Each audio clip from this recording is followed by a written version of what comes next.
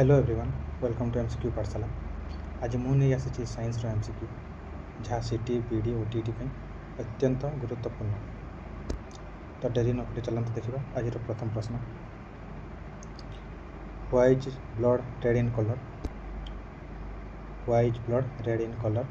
Option हूँ haemoglobin, carotene, myosin ना chlorophyll.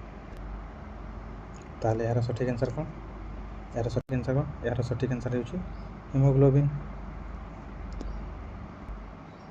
आम ठीक से देखीदा यहाँ तो आयरन रस्ट हमारा तो मूल कारण नुह या संपर्क मैंने ता सहित किसी संपर्कित भी ना मूल कारण या नुह। कौन अच्छे गोटे एसिड सह आयरन टा एसिड सह से रिएक्ट करि पारे किंतु रस्ट करि पारे नहीं। तापे भी दरकार पड़े कौन? ऑक्सीजन दरकार पड़े। तापर ऑप्शन ए रे अच्छे ऑक्सीजन सह क्रिया।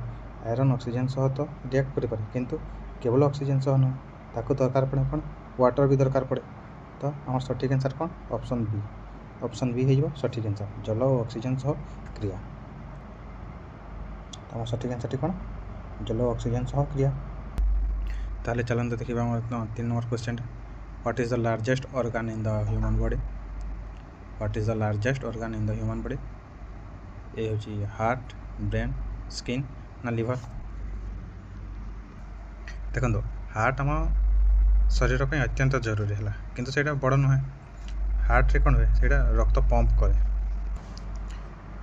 ब्रेन भी तो नुहे, ये भी हेनी। लिवरटा शरीर भितर बड़ अंग है गोटे किंतु पूरा मानव शरीर नुहे। तो मानव शरीर सब बड़ अंग कौन? स्किन, चर्म। तो यार राइट आंसर कौन? राइट आंसर टी हो चर्म। ठीक अच्छे, धन्यवाद। एमती वीडियो पे चैनल को सब्सक्राइब करूँ। सब्सक्राइब कले मोटिवेट मिले तो लाइक शेयर भी कर दियो। मुझे वीडियो तुम सबुदिन नहीं आसबी। धन्यवाद।